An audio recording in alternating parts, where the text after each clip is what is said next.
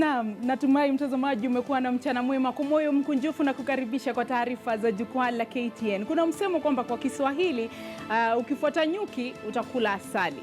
Leo hatuwafuati tu bali pia tuko nao hapa studioni kwa sababu tunataka kujadili kwa mapana faida ambazo zinatokana na nyuki. Na tayari wageni wetu wameingia studioni, wametuletea bidhaa mbalimbali ambazo zinatokana na nyuki ambazo zitakuwa ni zenye kutuelimisha mengi, hasa sisi wanawake tunaopenda urembo. Kuna wale wanawake ambao pia wanataka kupata watoto na labda hawana uwezo wa kupata watoto. Tunaambiwa kuna faida ambazo zinatokana na nyuki ambazo zinaweza kukuwezesha kupata mtoto. Karibuni sana wageni wangu. Mko vipi?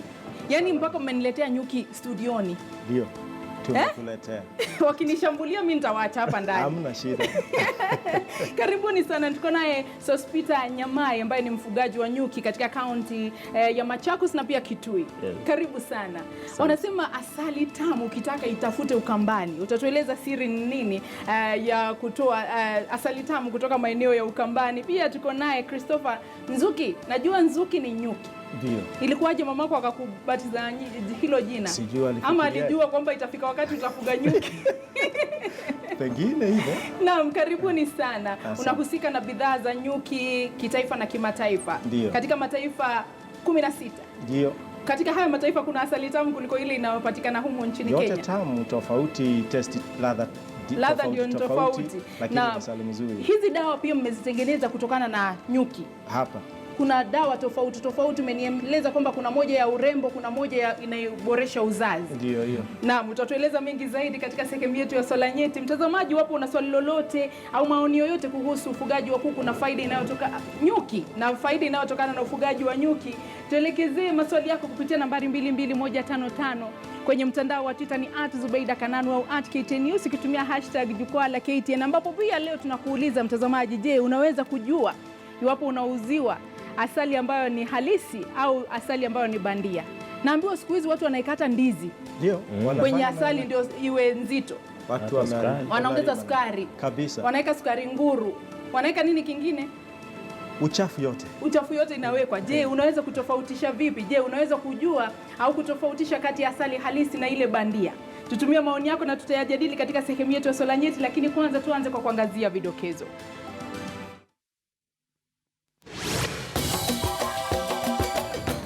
Naibu Rais William Ruto amtetea rais kuhusu amri yake ya kuyaondoa majeshi nchini Sudan Kusini. Amtaka kinara wa CORD kutoingiza siasa katika masuala ya usalama. Shughuli ya utoaji vitambulisho ya Mwananga kaunti ya Kisumu. Na kwenye Swala Nyeti tunaangazia jinsi unavyoweza kuuziwa asali bandia bila kujua.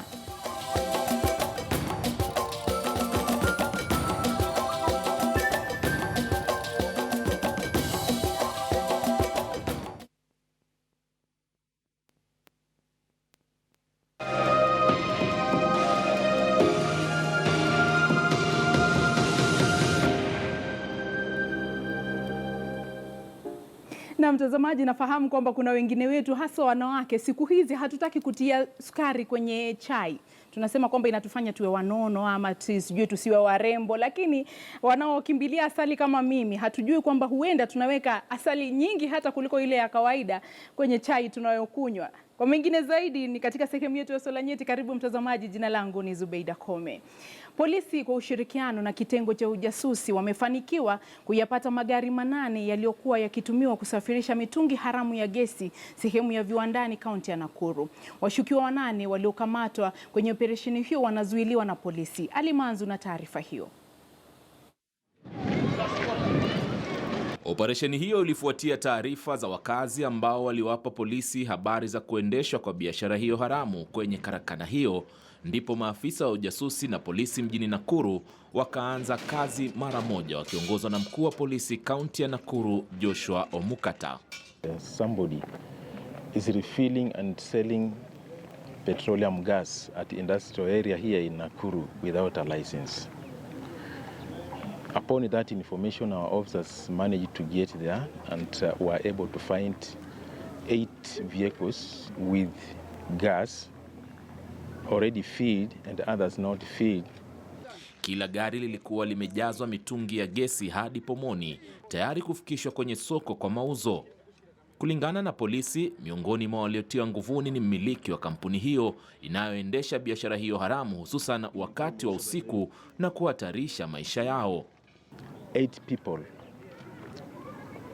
along with the owner of the business were arrested, that we are holding them for further investigation and later arraigned before court. Kulingana na uchunguzi wa awali, ni kana kwamba biashara hiyo imekuwa ikifanywa kwa muda mrefu nyakati za usiku, na usambazaji unafanywa kukipambazuka sehemu mbalimbali mjini Nakuru na viunga vyake.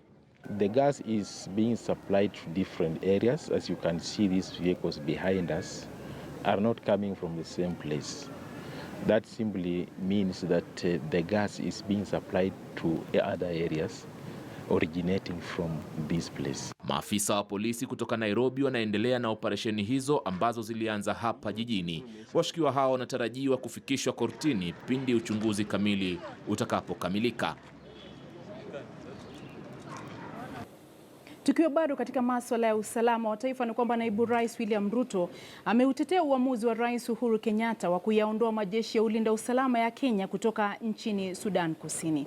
Amesema kwamba rais alizingatia vema amri aliyoitoa na kushauriana na wahusika wote, hivyo basi hakukiuka sheria yoyote. Isitoshe, amedokeza kwamba majeshi yanapotumwa kushiriki misheni za kiusalama huwa kusudi lao si kupata pesa na marupurupu, bali ni kulinda usalama.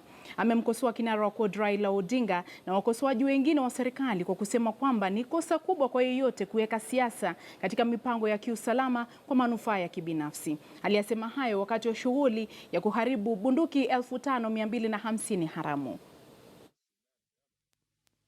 Hatuwezi kucheza karata ya pata potea na siasa na usalama wa taifa letu la Kenya. Mimi nikiwa naibu wa rais na keti katika National Security Council, na uamuzi rais wa Kenya kama commander in chief anafanya sio uamuzi mdogo. Whatever the president, whatever decision he makes is considered and processed appropriately, because matters of security of our country are not matters that anybody would want to take lightly.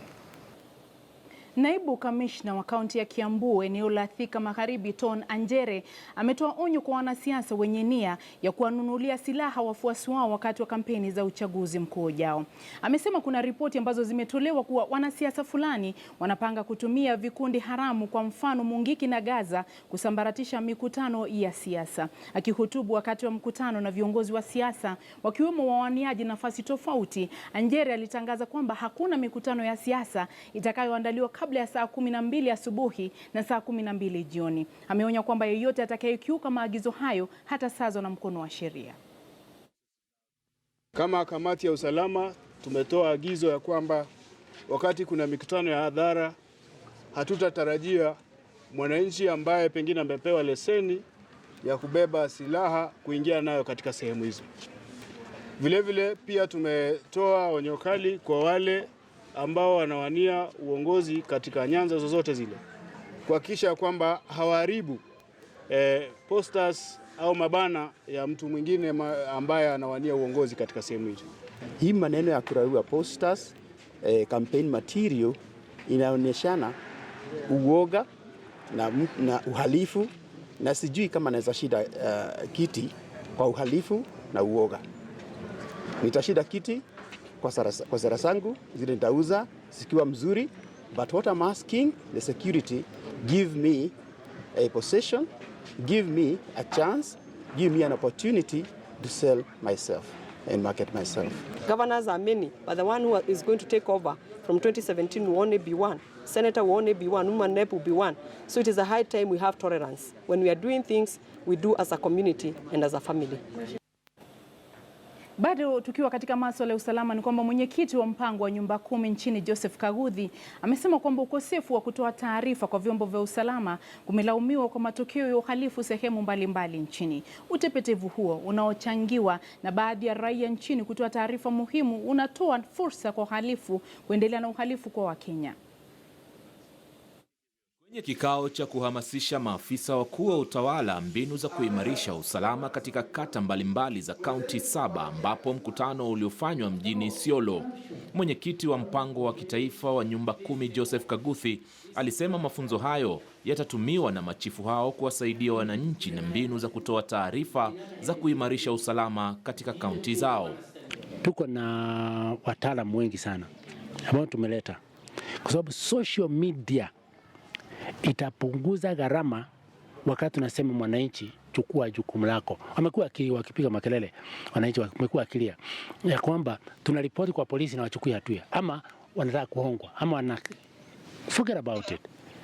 Hiyo haitaendelea namna hiyo, kwa sababu ataonyeshwa mwananchi njia ya kufanya hiyo report bila kujulikana ni ya report. Kaguthi alitoa mfano wa Rais Kenyatta kwamba kiini cha ulinzi kinachoanza na kusisitiza hoja ya wananchi kuhusishwa kikamilifu kwenye mpango huo ili waweze kupeana taarifa muhimu za kuimarisha usalama, na hata akitaja nambari za simu. Usalama ni jukumu ya kila mwananchi ambaye yuko katika Kenya, na kwa yeye kufaulu kwa hiyo jukumu ni lazima asaidiwe, awe vigilant, awe chonjo kwa kila kitu. Na tumewapa mwito ni kama a mantra ambayo atakuwa akifuata, ya kwamba wewe mwananchi ukiona Mungu akuweka patisi, sema, ukishuku sema, na ukisikia sema. Mpango wa nyumba 10 unadhamiria kuwasaidia na kuwahusisha Wakenya katika kulinda usalama kwa kutoa taarifa muhimu kwa machifu mitaani kuhusu matukio ya utovu wa usalama na watu wageni wanaozuru mitaa yao. Mtazamaji, yeyote atakayepatikana bila kitambulisho kaunti ya Kisumu atakiona cha mtema kuni. Mtazamaji, ndio onyo la kamishna wa kaunti hiyo Maalim Mohamed, ambaye ametoa wito kwa kila mmoja aliyetimiza umri wa kuchukua kitambulisho kufanya hivyo, la sivyo atatiwa nguvuni. Alisema hayo jijini Kisumu leo baada ya kubuni kamati ya kaunti ya usimamizi wa shughuli ya utoaji vitambulisho. Rashid Ronald anaarifu. Kamishina huyo wa kaunti ya Kisumu alikuwa amefanya mkutano na wadogo wake kutoka kwa kaunti, huku swala kuu likiwa kutafuta njia za kuhakikisha kila aliyefikia umri wa kuchukua kitambulisho anafanya hivyo, na alibuni kamati ya shughuli hiyo. Lakini huku yeye na kundi lake wakitafakari swala hilo, mambo sio mazuri hapa Kisumu. We have so many uncollected ID cards. Kisumu County alone, we have over 11,728 ID cards that is yet to be collected. Na sasa ole wao wale ambao hawana vitambulisho hapa Kisumu licha ya kutimiza umri unaohitajika. If you are cornered in any part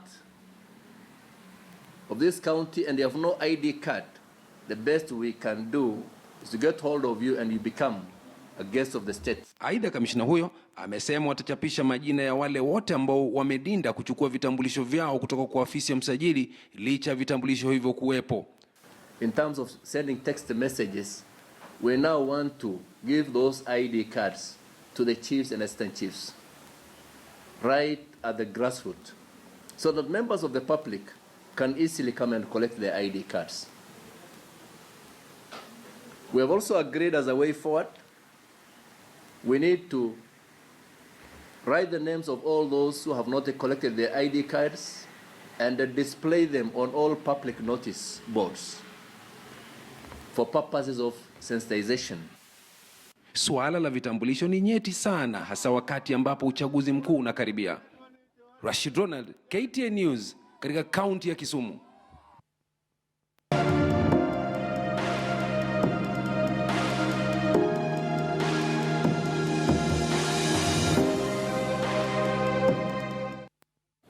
Na Naam, karibu mtazamaji katika sehemu yetu ya Swala Nyeti, ambapo hii leo tunaangazia ufugaji wa nyuki na faida ambazo zinatokana na ufugaji wa nyuki, ambapo pia tunakushirikisha kwa kuuliza, je, unaweza kutofautisha kati ya asali halisi na bandia? Je, unaweza kutofautisha kati ya asali halisi na ile bandia? Wengine hata wanashangaa, ai, kuna asali bandia? Wengine wenu hamkujua, ambapo asilimia 45 kufikia sasa mnasema mnaweza kutofautisha, na asilimia 55 mnasema hamwezi kutofautisha kati ya asali halisi na ile bandia. Na ndiposa leo tunaangazia mada hii kwa kina katika sehemu hii ya Swala Nyeti.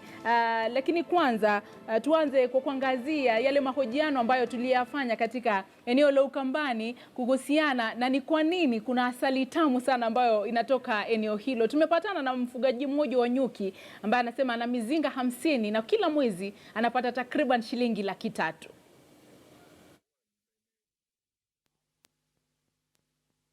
Naitwa Joseph Mtoko Lobe. Nina mizinga zaidi ya 50. Na hiyo mzinga 50, mzinga moja naweza toa kilo 20, na kilo moja unaweza pata 500 kwa kila kilo. Alafu ukiuza unapata kama 1,300. Ile mzuri ni ile unatoa kwa mzinga direct. Alafu unauzia watu. Sababu hiyo ndio nafaa. Kwa tena ni dawa, asali ni dawa. Ukiwa na magonjwa ya magoti, ukila hiyo unakuwa kama kijana. Sababu hiyo nyuki inatoa asali kwa maua.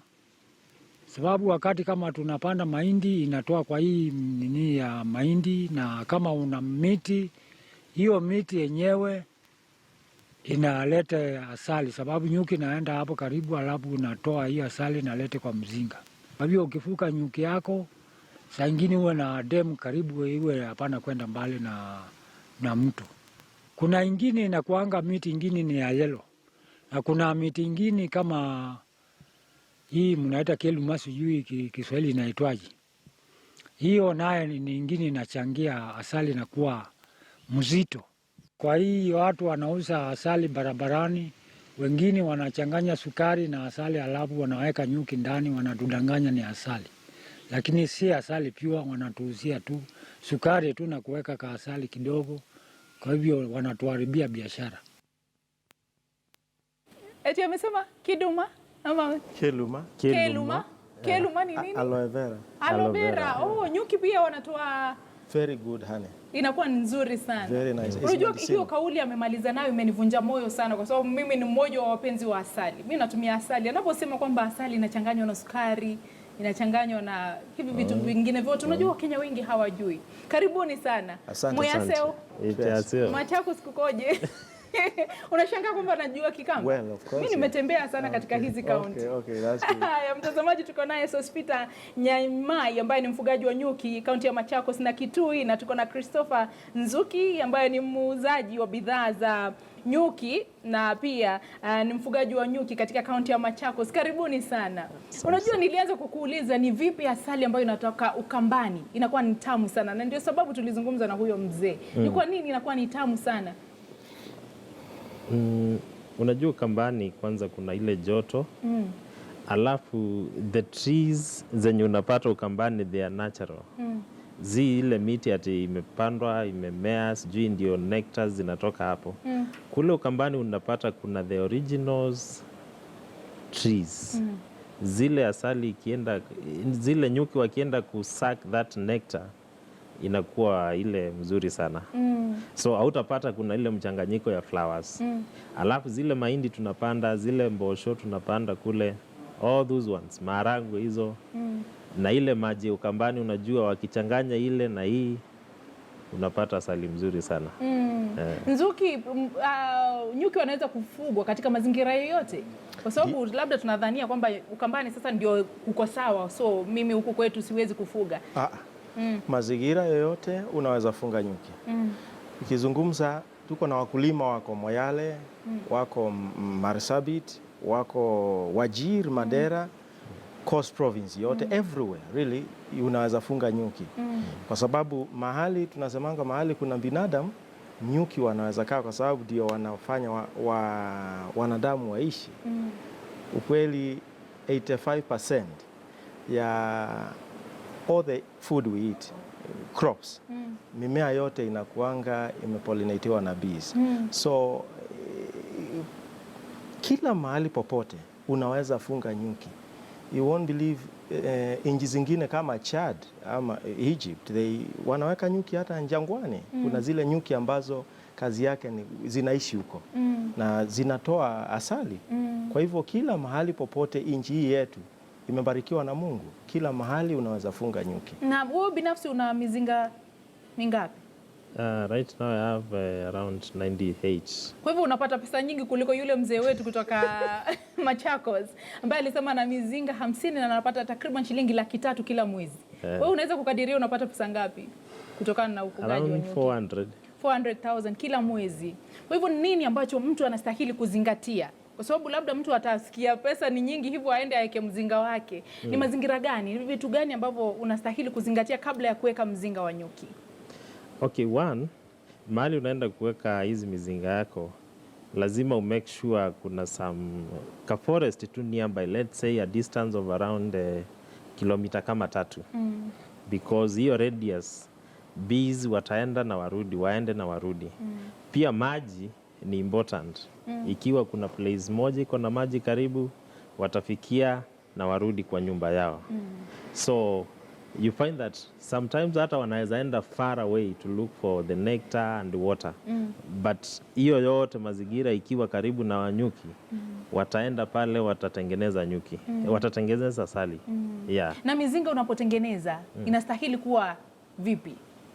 Kwa sababu naona kuna tofauti nyingi. Mimi najua ule mzinga mrefu kama ule tumeuona pale katika lile shamba. Hii hapa mzinga wenye unaweza toa hizi products zote umeona hapa ni Carb Hive, hii iko hapa. Mzinga mzee wetu ako nayo hapa, unaweza toa vitu mbili kati ya hizi. Inaweza toa ile nta wax, alafu unaweza toa asali. Hauwezi ukatoa pollen, hauwezi ukatoa propolis, hauwezi ukatoa royal jelly commercial vile ambayo inapaswa kutoka. Kwa hivyo mzinga unaofaa saa hii ni mzinga ambao utakupa maximum yield yenye unataka. Huu unaweza kukupatia kilo 60 to 100 kwa mwaka. Unaona, 60 to 100, kilo 100 kwa mwaka. Kwa hivyo na huyu wa mzee wetu unaweza kupatia kilo 15 kufika 20 mara mingi kwa mwaka. Na saa ingine si lazima upate. Unavuna mara moja, hii unavuna mara 6 kufika 10. Kwa hivyo na hii ni mzinga ya Carb Hive. Tofauti, nyuki ziko na uhuru mwingi ndani ya mzinga wa kutengeneza asali. Kwa hivyo unahitaji mzinga wenye unaweza tembelea mchana, si lazima uende usiku ndio uone chenye unachovuna. Ndio nimeona haungeweza kuenda mashambani leo ama huko forest uone nyuki, nikakuja na nyuki hapa kwa studio ziko hapa. Kwa hivyo unahitaji mzinga wenye nyuki zinafurahia hata zikitengeneza asali na kwa haraka. Kwa hivyo ndani ya huo mzinga unaweka nini? Ndani ya huo mzinga ndio tuite nyuki zikuje ndani, kwa sababu hazikuangi na kuanga kama huu. Nataka kujua hata nyuki wanatoka wapi. Tunawekanga inta hii wax sasa, hii block. Yeah. Tunatengeneza what we call wax foundation sheets kutoka kwa hii. Hii nayo umeitoa wapi? Hii tumetoa kwa wazee kama hao, tumewafunza vile watakavyotengeneza hizi kwa sababu mbeleni wamekuwa wakichukua asali wanaponda, wakivuna usiku wanaponda, wanapoteza hii wax yote hawapati kama hii. Lakini sasa mafunzo yetu imekuwa kuwafunza jinsi watakavyo separate, kutenganisha asali itoke kwa wax.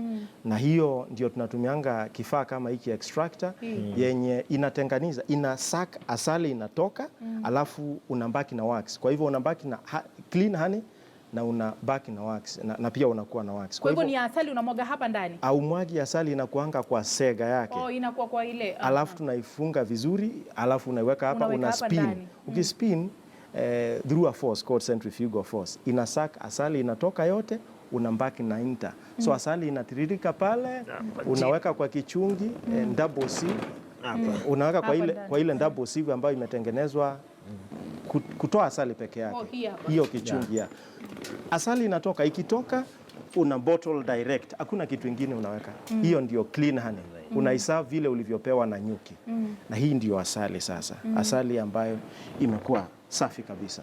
Wazee kama hawa tunasaidia kufunza wao nchi mzima vile ambavyo watakavyotengeneza hii, na hii ni product very important. Hii inatengeneza sabuni, hii yenye tunaoga nayo inatengeneza candles, inatengeneza gels, mafuta ya kunjipanga, all the lip balms, it all comes from here and it's so natural. Yeah, kwa sababu imetengenezwa na nyuki wenyewe. Kwa sababu ya nikifungua hapa kwa mfano utaona hiyo utaona nyuki hapo ndani na wameweka asali tayari, wameanza kuweka asali kwa hizo sega. Ukitoa asali, kwa sababu hiyo frame unaona hapa inakuanga kwa hii mzinga, unatoa asali na unarudisha hiyo frame tena, hiyo ikiwa na sega, ikiwa imejaa ndani ya mzinga tena. Nyuki zinaanza tu kuweka asali.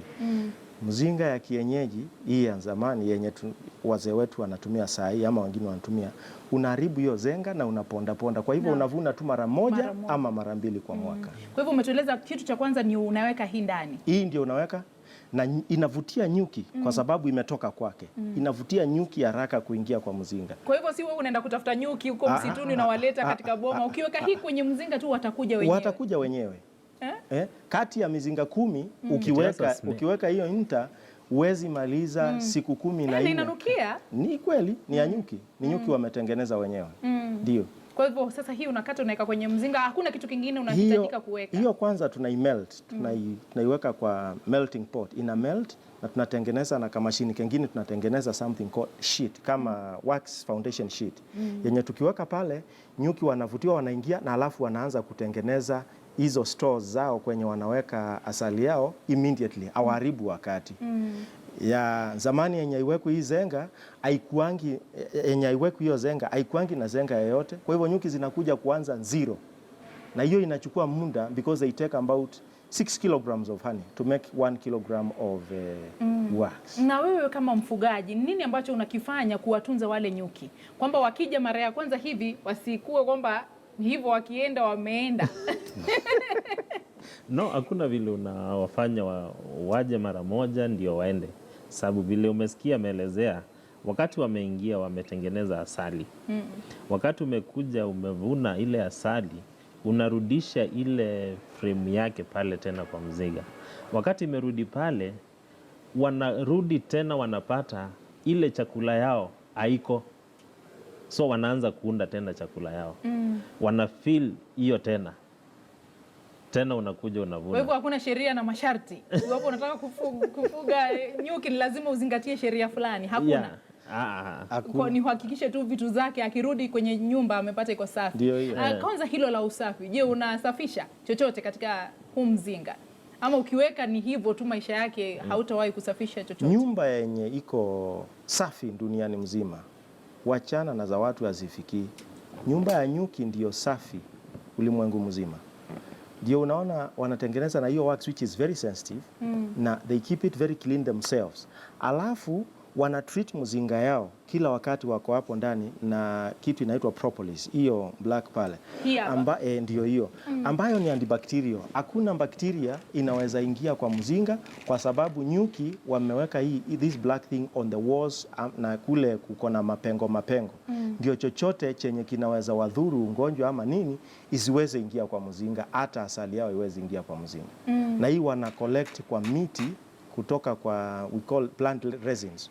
Wana mix na enzymes inakuwa dawa. Na hata ndio wanafunikia watoto wao wasipatwe na ugonjwa. Lakini kama mkulima ukifungua mzinga ni lazima unaangalia kama kuna uchafu wowote unaweza kuwa uliingia, alafu unasaidia kufagia, na hiyo tunaita bee brush iko hapo saa nyingine. Hizi hapa. Ya unatoa tu, unatoa ikiwa kuna chochote hapo. Ni tofauti. Ya hii ni tofauti. Hii ni ya kuvuna ile pollen. So kama mkulima hizi ndizo mafunzo yenye tunawafunza, ku make sure area yenye umeweka mzinga yako ni safi kwanza.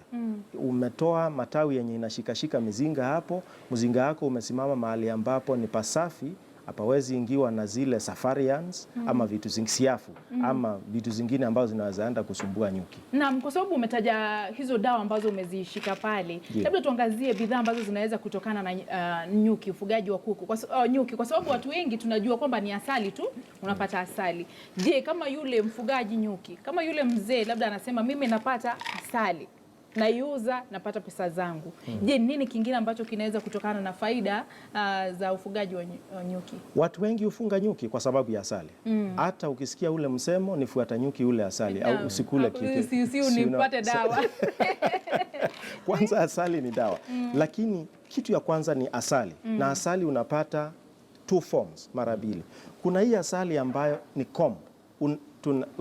Unaitoa kwa hii mzinga tayari ikiwa hivyo, nyuki wameweka hivyo, yako ni kuchukua hivi na kufunika na kumbrand, finished, hakuna kitu kingine unachofanya. Na hii ni ya kutafuna hii. Unatafuna tu? Hii ni kutafuna tu, alafu kitafuna sega unatema. Lakini it's really original. Hii imetoka ndani, hakuna kitu binadamu amefanya. Hapa siko mahali ambapo kuna wax. Nitakula alafu tumbo iniume. Amna, wax ndio store. Zimetengeneza wao wenyewe kutoka kwa mwili yao, wakatengeneza aina chochote chenye kinaweza kufanya uumie. Hii ni asali original. Ukitaka kusahau vile iko. The second one ni hii ambaye unatenganisha sega na asali. Sasa unabaki na asali peke yake, na sega unaweza irudisha tena kwa mzinga ikiwa vile vile, ama unaweza itengeneza ikuwa kama zile wax blocks ziko pale zitumike kwa kazi zingine. Kwa hivyo naye hii ni asali. Na usiendelee kwa dawa kwa sababu kuna aina tofauti za asali pia.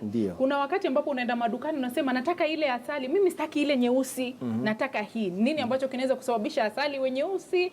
Nini ambacho kinaweza kusababisha asali iwe laini kiasi hicho? Na nini ambacho kinaweza kusababisha asali, kwa sababu nimewahi kununua mara nyingi unapata asali iko juu, alafu sijui nini nyingine iko huko chini. Na kwa kwamba unachota kwa kijiko.